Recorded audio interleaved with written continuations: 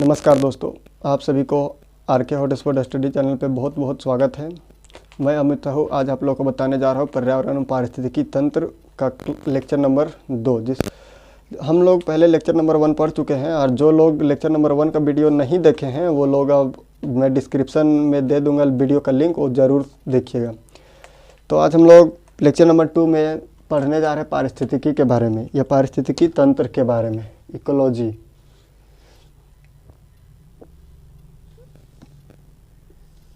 तो सभी का ध्यान ब्लैक बोर्ड पर रखिएगा। इकोलॉजी के बारे में जान रहे हैं, लेक्चर नंबर 2 है। तो इकोलॉजी तो कुछ ग्राफ के द्वारा हम समझते हैं। सबसे पहले देखते हैं पारिस्थितिकी के घटक के बारे में जानते हैं। घटक हम देखते हैं तो पारिस्थितिकी तंत्र में 2 घटक हैं, एक जैविक घटक और एक अजैविक घटक।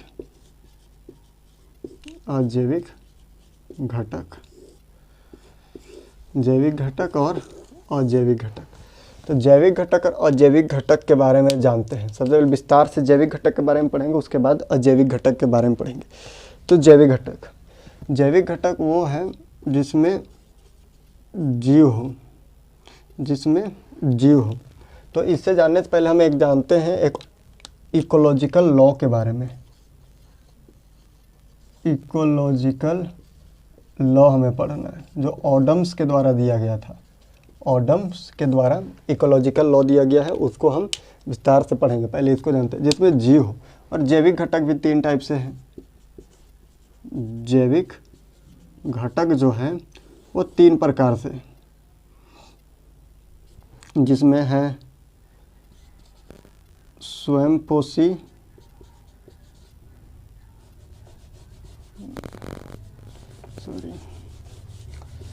जैविक घटक जिसमें जीव है, जिसमें आपका हो जाता है पेड़ पौधे, मनुष्य, जीव जंतु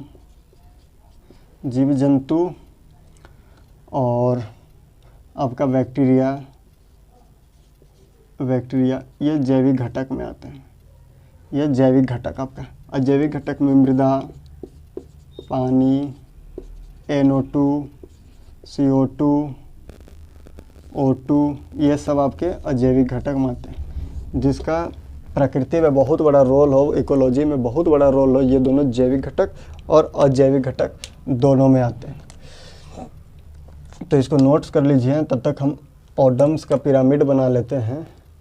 ऑडम्स का पिरामिड बनाते हैं। देखिए, जैवमंडल समझने से पहले हम ऑडम्स का बायोलॉजिकल स्पेक्ट्रम समझ लेते हैं। ऑडम्स का जो बायोलॉजिकल स्पेक्ट्रम है ना, और जो ऑडम्स महोदय का जो बायोलॉजिकल स्पेक्ट्रम है हम उसको समझते हैं। तो बायोलॉजिकल स्पेक्ट्रम हम यहाँ इसको बनाते जाइएगा सब। बायोलॉजिकल स्पेक्ट्रम, ऑडम्स का बायोलॉजिकल स्पेक्ट्रम थोड़ा सा बना ले रहे हैं, इसको मिटा दे रहे हैं। इसको मिटा देते हैं। जैविक घटक अजैविक घटक के बारे में हम जान गए। तो ऑडम्स का बायोलॉजिकल स्पेक्ट्रम के बारे में हम थोड़ा विस्तार से जानते हैं। तो यहाँ पे देखते हैं 2 घटक हैं पारिस्थितिकी में। हम पहले तो देख चुके हैं 2 घटक है। कौन कौन घटक है? एक जैविक है और एक है अजैविक। 2 है, एक जैविक घटक है, एक अजैविक घटक है। तो हम ऑडम्स का बायोलॉजिकल स्पेक्ट्रम बनाते हैं। तो ऑडम्स का बायोलॉजिकल स्पेक्ट्रम जो कहता है वो सीक्वेंस दर्शाता है 6 चीज़ों का। ऑडम्स का बायोलॉजिकल स्पेक्ट्रम जो सीक्वेंस दर्शाता है वो 6 चीज़ों का दर्शाता है सीक्वेंस। कौन कौन सा सीक्वेंस दर्शाता है? 6 हम बना देते हैं। 1 2 3 4 5 और एक नीचे यहाँ पे बनाते हैं 6। ये हो गया। पहले जीन का बात करता है। जैविक में देखते हैं ऑडम्स का बायोलॉजिकल जो स्पेक्ट्रम बनाता है, जैविक घटक में 6 चीज़ों का बनता है। पहले जीन का निर्माण होता है। जीन से ही कोशिका का निर्माण होता है। कोशिका का अगला कड़ी अंग बनाता है। कोशिका का अगला कड़ी अंग बनाता है। अंग अंग से आपका बनता है, उसके बाद जीव, जीव का निर्माण होता है। अंग से आपका जीव का निर्माण होता है और जीव से निर्माण होता है आपका जनसंख्या का। जीव से निर्माण होता है आपका जनसंख्या का। इसको बनाते चलिएगा। और जनसंख्या से आपका निर्माण होता है, जनसंख्या के बाद निर्माण होता है आपका पारिस्थितिकी का। पारिस्थितिकी या बोलिए या जैविक समुदाय का, जैविक समुदाय का। ये आपका जैविक घटक में ओडम्स का स्पेक्ट्रम, बायोलॉजिकल स्पेक्ट्रम इस बात का जिक्र कर रहा है। अब इसको बनाते चलिएगा, है ना। ओडम्स का बायोलॉजिकल स्ट्रक्चर आपका कह रहा है, बायोलॉजिकल स्ट्रक्चर बोलिए, बायोलॉजिकल स्पेक्ट्रम बोलिए, ये इस चीज़ का जिक्र करता है। किसका? जैविक में आपका जीन से कोशिका, एक अनेक कोशिका बनाता है। जीन कोशिका सबका अंग बनता है, कोशिका से मिलकर अंग बनता है, अंग से मिलकर जीव का निर्माण होता है, विभिन्न अंगों से मिलकर जीव का निर्माण होता है। बहुत सारे जीव एक जनसंख्या का निर्माण करते हैं और जनसंख्या ही जैविक समुदाय बनाता है। और समुदाय, आपका जो समुदाय है, ये समुदाय ही अंततः पारिस्थितिकी तंत्र का निर्माण करता है, पारिस्थितिकी तंत्र का निर्माण करता है। तो ये 6 घटक आपका ओडोम्स दिखाता है, 3, 4, 5 और 6, ये 6 घटक की बात करता है। इसी से आपका तंत्र का निर्माण होता है। एक तंत्र जैसे पारिस्थितिकी है, इसी में हम तंत्र पढ़ेंगे। तो पारिस्थितिकी तंत्र के बारे में अगर हम जानकारी लेते हैं तो ये जीन, आपका जो जीन निर्माण करेगा वो आनुवांशिक तंत्र का निर्माण करेगा। यहाँ तंत्र देखते हैं, तंत्र जो संरचनात्मक इकाई है, तो कॉमन चीज़ तंत्र है। तो जीन आपका निर्माण करेगा आनुवांशिक तंत्र का, आनुवांशिक तंत्र का। जीन आपका निर्माण करेगा उनसे, कोशिका आपका निर्माण करेगा, कोशिका आपका निर्माण करेगा कोशिका तंत्र का, कोशिका निर्माण करेगा कोशिका तंत्र का। अंग निर्माण करेगा आपका, अंग निर्माण करेगा अंग तंत्र का, अंग निर्माण करेगा आपका अंग तंत्र का। और जीव निर्माण करता है जैविक तंत्र का। जनसंख्या आपका निर्माण करेगा, जनसंख्या आपका निर्माण करेगा जनसंख्या तंत्र का, जनसंख्या आपका निर्माण करेगा जनसंख्या तंत्र का। उसी प्रकार जैविक समुदाय का पहले बता चुके हैं, जैविक समुदाय ही बनाता है पारिस्थितिकी तंत्र।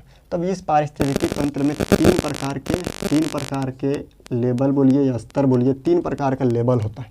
इस पारिस्थितिकी तंत्र में आपको 3 प्रकार का लेबल देखने को मिलेगा। लेबल, स्तर, जिसको प्रथम स्तर कहते हैं, प्रथम,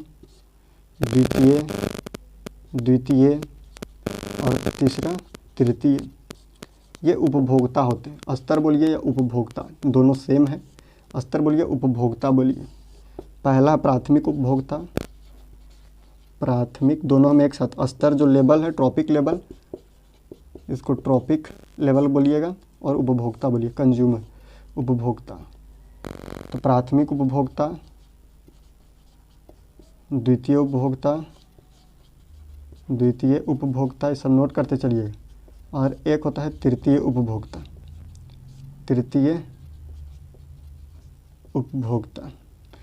देखिए ये होता है, ठीक ना।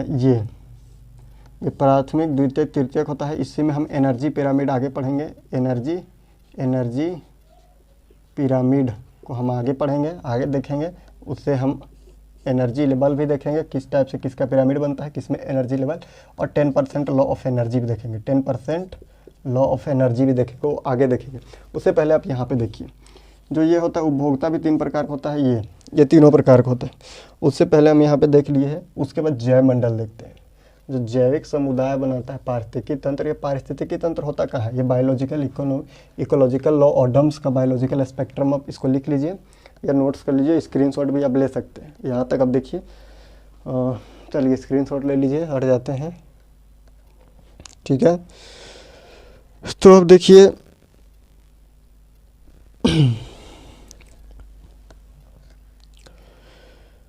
हो गया, मिटा देते हैं। इसका स्पेक्ट्रम अब बना लिए।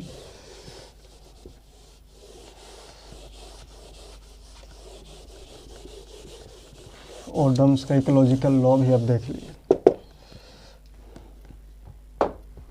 देखिए जैवमंडल, इन सभी का निवास कहाँ पे है? जैवमंडल में। इन सभी का निवास स्थान कहाँ है? जैवमंडल। तो जैवमंडल है क्या? जयमंडल जो अब निवास स्थान देख रहे हैं, इन सभी का निवास स्थान जयमंडल है। तो जयमंडल बनता कहाँ से? तो जयमंडल कॉमन रूप है जलमंडल का।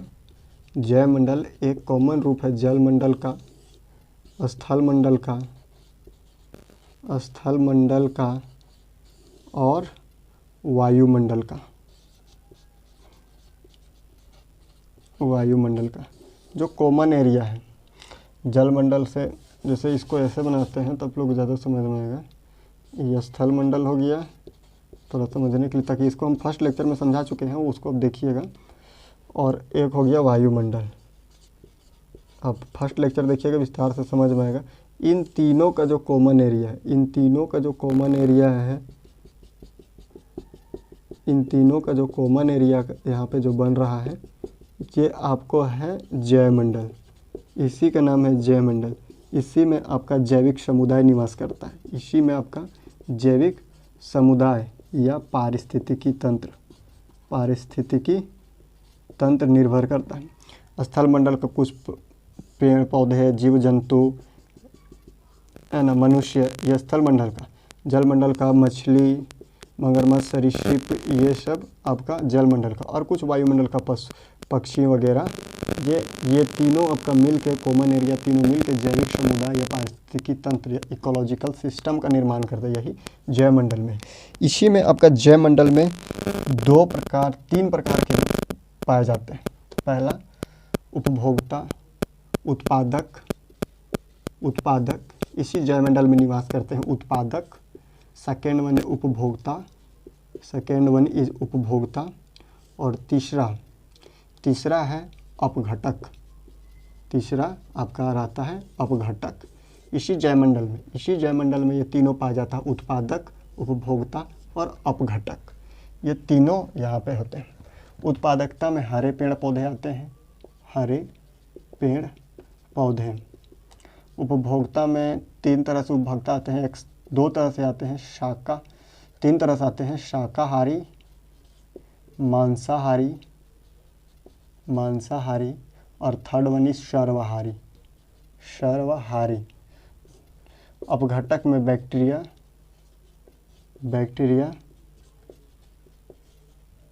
आदि शामिल होते हैं। अपघटक में बैक्टीरिया आदि शामिल है। तो ये जयमंडल में है। जयमंडल में तीनों चीज़, हरे पेड़ पौधे जो अपना भोजन स्वयं बनाते हैं, उपभोक्ता जो दूसरों को बनाए हुए भोजन में अपना निर्भर करते हैं, उपभोक्ता जो सड़ा गला पदार्थ है उसको फिर से डिकम्पोज कर देते हैं, इसको डिकम्पोज कर देते हैं, वही आपका बैक्टीरिया या अपघटक कहलाते हैं। ये तीनों आपको यहाँ पे मिलेंगे, ये जयमंडल में। फिर आवास के आधार पर अगर हम देखें, आवास के आधार पर बायोम के समूह को, बायोम के समूह को अगर आवास के आधार पर हम देखें तो ये दो तरह से है। कौन कौन? आवास के आधार पर अगर बायोम के समूह को हम देखें, आवास के आधार पर अगर हम बायोम के समूह को देखें तो ये दो प्रकार से। कैसे? देखिए, थोड़ा सा मैप बनाते हैं, इसी तरह से आपको समझ में आ जाएगा। एक आपका पारिस्थितिकी तंत्र है, पारिस्थितिकी तंत्र है। पारिस्थितिकी तंत्र बनाता है बायोम। बहुत सारे पारिस्थितिकी तंत्र बायोम बनाते हैं और बायोम से निर्माण होता है जयमंडल। इसको हमको पहले बताना था, लेकिन हम थोड़ा सा लेट से बता रहे हैं, छूट गया था यह चीज़ को। तो पारिस्थितिकी तंत्र, बहुत सारे पारिस्थितिकी तंत्र यानी इकोलॉजिकल सिस्टम मिलके एक बायोम बनाते हैं। बहुत सारे बायोम मिलके एक जयमंडल बनाते हैं। जयमंडल में निवास करता उत्पादक, उपभोक्ता और अपघटक, ये तीनों यहाँ पे निवास करते हैं। तो उत्पादकता में हरे पेड़ पौधे जो अपना भोजन प्रकाश संश्लेषण के द्वारा स्वयं बनाते हैं। दूसरा उपभोक्ता जो प्राथमिक उत्पाद के में निर्भर करता है, प्राथमिक उत्पाद दूसरे में। और दूसरा सर्वहारी, सभी खाता, बैक्टीरिया जो उसके होता है। बाद में हम प्राथमिक, द्वितीय, तृतीय नीचे बताया था, बताएंगे थोड़ा देर बाद। तो इसी में तो बायोम है, थोड़ा बायोम के बारे में जान लेते हैं। इसको मिटा देते हैं हम।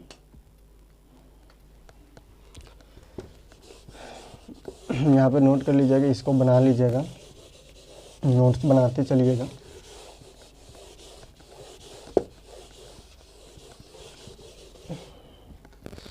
नोट्स बनाते चलिएगा आप लोग।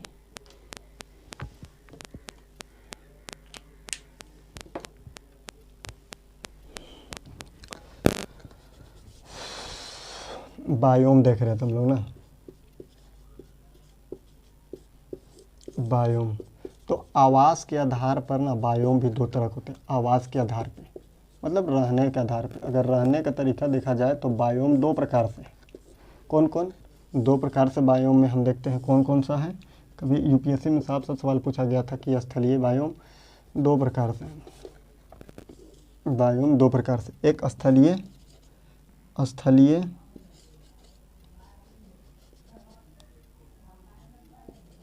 स्थलीय बायोम, स्थलीय बायोम, इसको नोट कर लिया, बना लीजिए ग्राफ। और एक है सागरीय बायोम, सागरीय बायोम, स्थलीय बायोम और सागरीय बायोम। ये आपका आवास के आधार पर जो बायोम हम देखते हैं, तो बायोम दो प्रकार के, एक स्थलीय बायोम और एक है आपका सागरीय बायोम।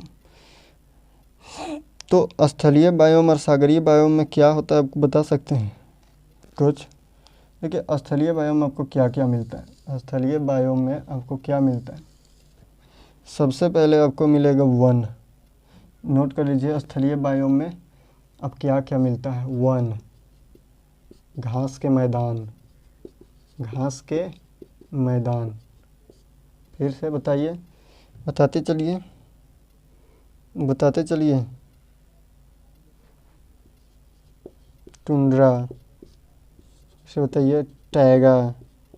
फिर से बताते चलिए, बताते चलिए। मरुस्थल। और क्या मिलता है? हाँ बताते चलिए। मरुस्थल और स्टेपी, स्टेपी। ये घास के मैदान, घास के मैदान को सवाना भी कहते हैं। इसमें घास के मैदान के साथ साथ ना कुछ वृक्ष भी मिलता है, कुछ वृक्ष भी मिलेगा घास के मैदान के साथ में, कुछ वृक्ष। ये स्थलीय बायोम का बात होगी। सागरीय बायोम में, सागरीय बायोम में तालाब एक सिंपल सा मिल जाएगा, नदी मिल जाएगा, नदी मिल जाएगा, और सीधे समुद्र मिल जाएगा, समुद्र या सागर। ये आपको सागरीय बायोम मिल जाएगा। तो सभी के बारे में हम विस्तार से आगे लेक्चर में हम कंप्लीट करेंगे। तो अभी हम शॉर्ट में देख रहे हैं ताकि सबका डिटेल्स ले रहे हैं, उसके बाद डिटेल से, फुल डिटेल से एक नज़र अभी हम इंट्रोडक्शन में है। देखिए, पारिस्थितिकी ईंधन क्या मिलता है? स्थलीय बायोम, घास के मैदान। वन में हम देखेंगे कितने प्रकार के वन है, उष्णकटिबंधीय सदाबहार वन, टैगा वन, टुंड्रा, ये सब हम देखेंगे। मरुस्थल देखेंगे, मरुद्भिद देखेंगे, वहाँ का जानवर, वहाँ के वहाँ का प्रजाति है ना, वहाँ पे किस टाइप से क्या मिलता है, वहाँ का टेम्परेचर क्या है, पानी में कितना कितना मिलीलीटर वार्षिक वर्षा होता है, ये सब देखेंगे। स्टेपी देखेंगे, ये सब विस्तार से देखेंगे। इसलिए आप चैनल को लाइक और सब्सक्राइब जरूर कीजिएगा, साथ ही साथ बेल आइकन को जरूर प्रेस कीजिएगा, ताकि इस चैनल के माध्यम से आपको टोटल सब्जेक्ट यहाँ पढ़ाया जाएगा। टोटल सब्जेक्ट आपको पढ़ाया जाएगा, वो भी फ्री ऑफ कॉस्ट पढ़ाया जाएगा। और पूरा वीडियो लेक्चर हर एक सब्जेक्ट का पूरा डिटेल से बताया हुआ जाएगा यहाँ पे। तो ये सब होता है। तो जैविक समुदाय देख लिए हम। तो इसको लिख लीजिए, आप लोग नोट कर लीजिए।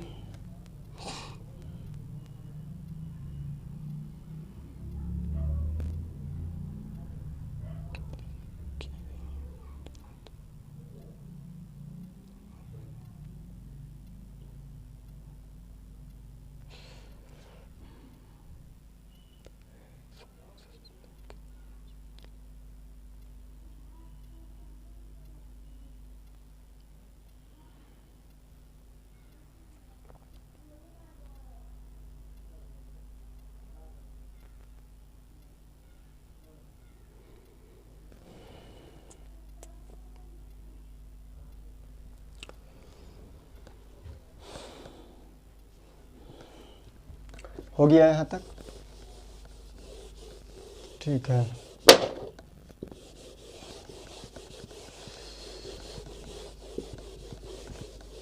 और देखते हैं पारितंत्र की क्रियाशीलता। अब हम देखते हैं पारितंत्र की संरचना, संगठन एवं क्रियाशीलता। देखिए पारितंत्र की संरचना एवं क्रियाशीलता। सबसे पहले हम देखेंगे ना, पारितंत्र को समझने से पहले हम ऊपर थोड़ा सा समझ लिया, विस्तार से हम समझने की कोशिश करते हैं। देखिए जैवमंडल जो बनता है ना, सबसे पहले पारितंत्र से मिलके बनता है पारितंत्र से मिलके बनता है बायोम। पारितंत्र से मिलकर क्या बनता है? बायोम। और बायोम से मिलके बनता है जैवमंडल। तो इसी जैवमंडल में हमें 3 प्रकार की चीज़ देखे थे, उत्पादक, उपभोक्ता और तीसरा था अपघटक। ये 3 चीज़ हम देखे थे, उत्पादक, उपभोक्ता और अपघटक। ये तीनों चीज़ को हम विस्तार से जानते हैं कि क्या है। तो सबसे पहले हम उत्पादक को देखते हैं। उत्पादक, इसमें सबसे पहले हरे पेड़ पौधे आते हैं। हरे पेड़ पौधे जो क्लोरोफिल की सहायता से क्लोरोफिल की सहायता से सूर्य का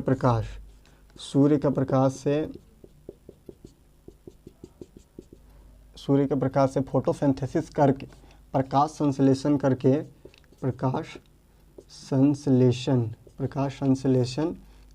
प्रकाश संश्लेषण के द्वारा क्लोरोफिल की मदद से भोजन बनाते हैं। क्या बनाते हैं? भोजन बनाते हैं ये उत्पादक। और इसी भोजन पर उपभोक्ता आश्रित होते हैं। यह उत्पादक जो अपना भोजन स्वयं बना रहे, इसलिए इसको स्वयंपोषी भी कहते हैं। इसे क्या कहते हैं? स्वयंपोषी। तो स्वयंपोषी कौन है? पेड़ पौधे जो है वो होते हैं जैवमंडल में, ये स्वयंपोषी हो गया, है ना। उसके बाद दूसरा में हम देखते हैं उत्पादक देख लिए, क्लोरोफिल जो सूर्य का प्रकाश से फोटोसिंथेसिस करके क्लोरोफिल की मदद से हरे पेड़ पौधे जो है स्वयं अपना भोजन बना रहे हैं, और इसी भोजन पर आश्रित होते उपभोक्ता। तो उपभोक्ता का भी लेवल होता है। उपभोक्ता हम देखते हैं, यहाँ तक हो गया, लिख लीजिए हम।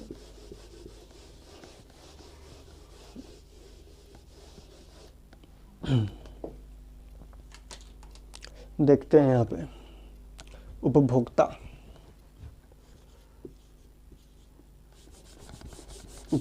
देख रहे हैं यहाँ पे हम।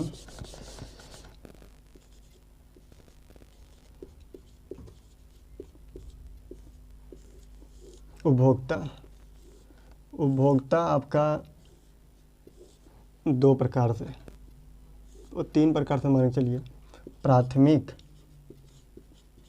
प्राथमिक, सेकेंड वन द्वितीयक और तृतीयक उपभोक्ता। ये प्राथमिक, द्वितीयक और तृतीयक, ये 3 प्रकार से उपभोक्ता आपको इस पारिस्थितिकी तंत्र में आपको देखने को मिलेगा। पारिस्थितिकी तंत्र में आपको 3 प्रकार से उपभोक्ता देखने को मिलेगा, जो किस पे आश्रित है। पहला प्राथमिक उपभोक्ता किसे कहते हैं? जो सीधे क्लोरोफिल के माध्यम से जो हरे पेड़ पौधे जो अपना भोजन बनाए, उसी को खा के ये अपना पेट भरते हैं या भोजन ग्रहण करते हैं। सीधे पेड़ पौधों पर आश्रित है। इसमें एग्जाम्पल में कौन आता है? एग्जाम्पल में बकरी, खरगोश, हिरन आदि। ये क्लोरोफिल से बना हुआ भोजन पेड़ पौधे द्वारा जो ग्रहण किया वो भोजन, उसको डायरेक्ट खाती है प्राथमिक उपभोक्ता। द्वितीयक उपभोक्ता जो प्राथमिक उपभोक्ता को खा जाते हैं, जैसे बकरी को खाया शेर, खरगोश को खाया कुत्ता और हिरन को खाया बाघ, या कोई भी दे सकते हैं आदि। ये आपका हो गया, है ना। ये आपका प्राथमिक। और तृतीयक उपभोक्ता वो होते हैं जो इन सभी को खा जाते हैं, जो इन सभी को खाते हैं वो तृतीयक उपभोक्ता का है ना। जैसे शेर ही मान के चलिए, शेर को नहीं खाता है, लेकिन शेर मान के चलिए। ये तृतीयक उपभोक्ता का है। प्राथमिक उपभोक्ता सीधे भोजन ग्रहण करते हैं पेड़ पौधे से, जो उत्पादकता से सीधे भोजन ग्रहण करते हैं वो प्राथमिक उपभोक्ता का है ना। और जो प्राथमिक उपभोक्ता को खाया वो द्वितीय उपभोक्ता खाए, और जो इन सभी को खा जाता है वो खाता, जो दोनों को खाता है, प्राथमिक उपभोक्ता को भी खाएगा, द्वितीय उपभोक्ता को भी खा जाएगा। शेर मानिए, मनुष्य मानिए, लेकिन ये पेड़ पौधे पर डायरेक्ट अपना भोजन से नहीं खाते हैं। इसमें क्यों नहीं खाते हैं, इसका एक कारण है कि प्राथमिक उपभोक्ता डायरेक्ट उत्पादक, द्वितीय उपभोक्ता डायरेक्ट उत्पादक को क्यों नहीं खाते हैं, ताकि उसके शरीर में सेल्यूलोज का पाचन नहीं होता है, सेल्यूलोज, ताकि पेड़ पौधों, घास, इन सभी में सेल्यूलोज होता है। क्या होता है? सेल्यूलोज का निर्माण होता है। तो उसको डायरेक्ट पाचन ये प्राथमिक और द्वितीयक नहीं कर सकते हैं, इसलिए ये नहीं खाते हैं, सेल्यूलोज का पाचन का कारण, है ना। तो इसको नोट कीजिएगा। अब देखते हैं, यहाँ तक हो गया। तो अब थोड़ा सा आगे बढ़ते हैं अपघटक के बारे में। जब इन सभी का मृत्यु हो जाता है, या जब इन सभी का बचा हुआ अवशेष हम मृदा में या कहीं पे अपने पारिस्थितिकी तंत्र में कहीं भी फेंकते हैं या छोड़ देते हैं, तो डिकम्पोजर जो बैक्टीरिया होता है, इस सभी को डिकम्पोज कर देता है और पुनः नाइट्रोजन के रूप में परिवर्तित कर देता है और मिट्टी में बिखेर देता है। ये आपका अपघटक का काम हुआ। तो यहाँ तक का बात समझ में आ गया। तो अब हम देखते हैं, यहाँ तक के बाद समझने के बाद अब हम आगे बढ़ते हैं और देखते हैं फूड चेन और फूड वेब के बारे में। खाद जाल, खाद श्रृंखला, फूड चेन, खाद श्रृंखला और खाद जाल के बारे में, फूड चेन और फूड वेब के बारे में। तो पहले हम फूड चेन के बारे में देखते हैं। फूड चेन है क्या? तो फूड चेन को जानने से पहले हम रिकॉल करते हैं एक बार प्राथमिक द्वितीयक उपभोक्ता के बारे में। तो जैसे फूड चेन के बारे में हम जानते हैं, तो फूड चेन होता है कि जैसे कि समझिए, उसके बाद लिखवाएंगे, सबका नोट्स लिखवाएंगे, आप लोग को बोल के क्वेश्चन आंसर के साथ में सबका नोट्स देंगे। या अगर नोट्स लेना चाहते हैं तो इस नंबर पे आप नहीं लिख ही लीजिएगा। टेलीग्राम चैनल पे आपको नोट्स का PDF मिल जाएगा, टेलीग्राम चैनल पे आना, जो डिस्क्रिप्शन में दे दिया जाएगा चैनल का नाम। तो फूड चेन देखते हैं। तो फूड चेन समझिए, थोड़ा यहाँ पे बोर्ड में देखिए, ताकि एक ही बार में फूड चेन समझ में आ जाए। जैसे कोई भी है, प्राथमिक उत्पादक के बारे में पहले देखते हैं, उपभोक्ता बाद में देखेंगे। पहले घास है,